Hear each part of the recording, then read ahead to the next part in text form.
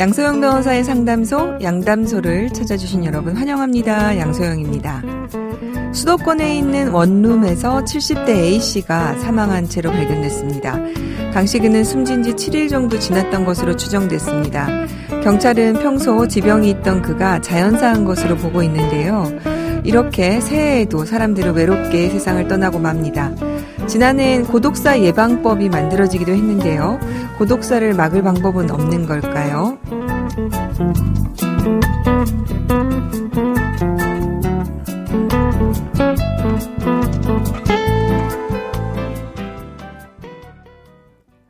법무법인 승인 양소영 변호사입니다. 네, 지난해 4월 1일 고독사 예방법이 시행됐습니다. 이 법의 목적은요, 고독사 예방 및 관리에 필요한 사항을 규정해서 개인적, 사회적 고독사 피해를 방지하고 국민의 복지 증진에 기여한다는 것이었습니다. 결국에 이제 그 골자는 고독사 예방 기획 계획을 수립해서 시행하는 것인데요. 보건복지부는 이에 따라서 5년마다 고독사 실태를 조사하고 이를 실시한 뒤에 그 결과를 토대로 관계기관과 협의해서 기본 계획을 수립 시행해야 됩니다. 그런데 법 시행 9개월이 지난 지금까지 실태조사가 시작이 되지 않았다고 하는데요. 복지부에 따르면 연구 영역 발주를 검토하는 중이다.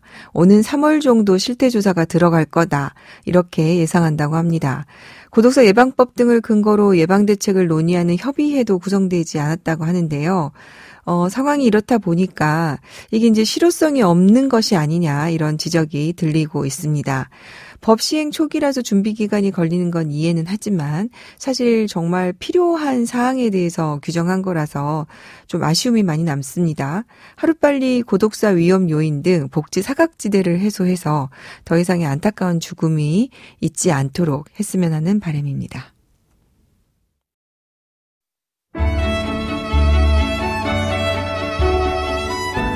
당신과 함께합니다. 양소영 변호사의 상담소. 화나고 답답하고 억울한 당신의 법률 고민 함께 풀어볼게요. 오늘은 최지연 변호사님 함께 하겠습니다. 변호사님 안녕하세요. 네, 안녕하세요. 오늘 준비된 사연 만나보고요. 우리 최지연 변호사님 또 친절하고 자세한 상담 기대해 보겠습니다. 네.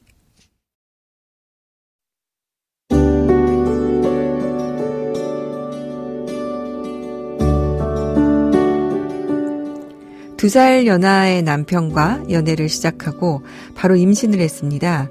당시 남편의 나이는 27이었고 취업을 준비하고 있었는데 제게 아이를 지우자고 했습니다. 하지만 저는 차마 그렇게 할 수 없어 혼자서라도 낳겠다고 했습니다. 제가 아이를 낳겠다고 고집을 부리자 남편은 마지못해 시부모님께 사실을 말씀드리고 결혼 승낙을 받았습니다. 서로를 잘 알지 못한 상태에서 결혼한 저희는 신혼 초부터 자주 싸웠습니다. 외아들로 자란 남편은 자기만 아는 개인주의자였고 임신 중에 입덧으로 고생하던 저를 전혀 보듬어 줄 수 없는 성격이었습니다. 결혼 후 남편은 취업을 했지만 제게 생활비를 주지 않아 저는 친정으로부터 도움을 받아 생활했습니다. 생활비며 출산용품, 산후조리원 비용 모두 제가 부담했습니다. 더 큰 문제는 아이를 낳고 난 후였습니다. 남편이 회사 회식을 하느라 밤늦은 시간에 집에 들어왔고 저는 하루 종일 신생아 육아를 홀로 해야 했습니다. 체력적으로 너무 힘들어 퇴근하면 곧장 집에 와서 저를 도와달라고 울면서 부탁했는데요. 남편은 그렇게 힘들면 아이를 입양 보내자고 했습니다. 저는 남편의 말에 어이가 없었고 남편의 진심이라고 생각하지 않았는데요. 남편은 부부싸움을 할 때마다 아이를 입양 보내자, 입양기관에서 전문적으로 케어해준다면서 말도 안 되는 소리를 했습니다. 남편이 정말 아이를 저 몰래 입양 보낼까봐 저는 24시간 아이 옆에서 떨어진 적이 없습니다. 그런데 어느 날 남편의 컴퓨터에서 입양기관 전화번호와 입양기관에 문의한 내역을 보게 되었습니다. 그 일 이후 저는 아이를 데리고 친정으로 도망치듯 집을 나왔습니다. 아이를 입양 보내려 하는 남편과 이혼할 수 있을까요?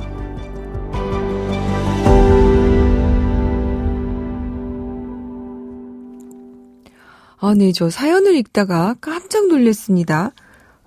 정말로 남편이 입양을 보내려고 한다는 게 진심이었군요.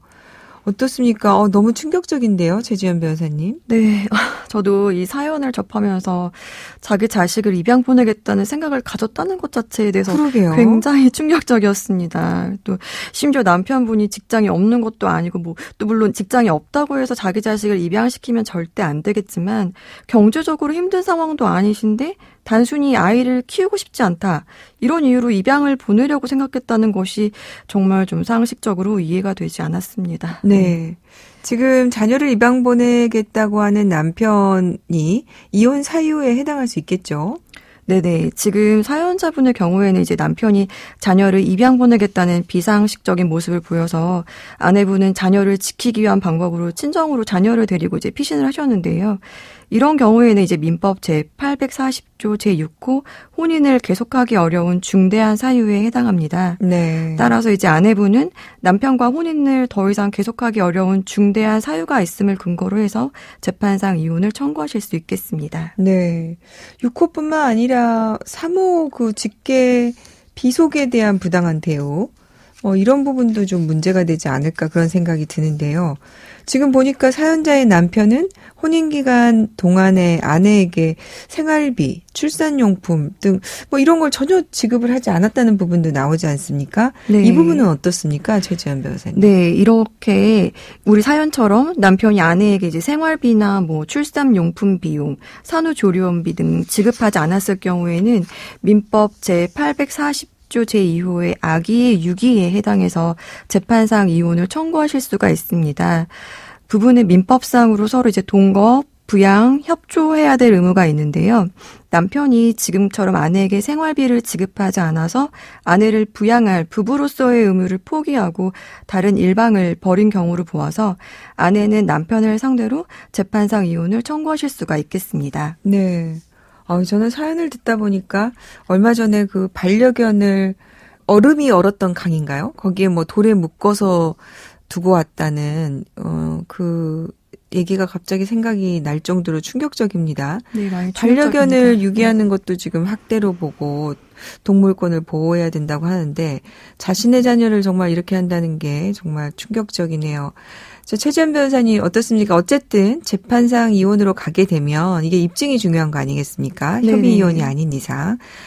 이 경우에는 이제 어떤 것들이 증거로 제출이 되면 좋을까요? 준비를 위해서 도움 말씀 좀 주시죠. 네, 우선 남편이 아내한테 이제 자녀를 입양 보내자라고 이런 말한 부분들에 대한 증거들을 좀 많이 확보를 해두시는 것이 필요하겠는데요.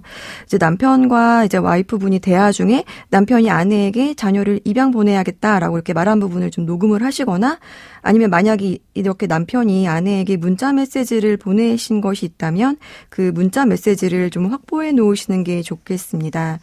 이렇게 우리 사연의 경우에는 또 남편이 컴퓨터에 입양 기관들의 홈페이지 주소와 전화번호를 올려놓으셨는데 이 부분도 이제 캡처해서 좀 저장을 하셨다가 법원에 증거로 제출을 하시면 좋을 것 같습니다. 네. 또 만약에 남편이 계속해서 자녀를 입양 보내자라고 아내분께 대화를 걸어오면 아내는 자녀를 절대 입양 보낼 수 없다는 뜻을 밝히는 것이 좀 중요하시겠는데 네. 아내는 이제 절대 입양을 보낼 수 없다는 내용의 녹음이나 문자 메시지를 잘 보관하시는 것이 중요하겠습니다. 그렇겠군요. 남편은 또 아내도 동의한 거였다. 그래서 네네. 알아봤다 또 이렇게 거짓말을 할 수가 있으니까요. 네네네. 네. 또 어떤 게 필요할까요? 또 이제 남편이 아내를 유기한 부분에 대해서 입증 자료로는 이제 아내가 남편에게 생활비를 요청했는데도 남편이 이걸 거절한 내용이 있다면 이런 문자 메시지나 녹음이 있으면 좋겠고요. 또 아내분이 친정의 도움을 받아서 생활비나 이제 산후조리원비, 출산용품을 지출한 부분이 있으시다면 그 부분의 거래 내역서를 증거로 좀 제출하실 수가 있겠습니다. 네.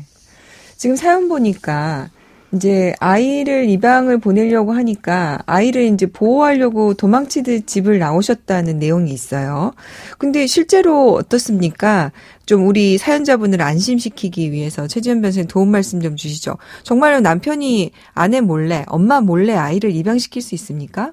그렇지는 않은데요. 우선 입양에 대해서 좀 간단하게 설명을 드리면 네. 입양의 종류에는 이제 일반 입양과 이제 친양자 입양이 있습니다. 네. 그래서 일반 입양은 이제 자녀를 낳은 친생 부모와 친자 관계를 이제 유지하면서 양부모와도 친자 관계가 발생하는 것이고요. 네. 이제 친양자 입양은 입양을 하게 되면 친생 부모와 자녀의 친자 관계가 단절되고 오로지 이제 양부모와의 친자 관계만 존속하게 되는 것입니다.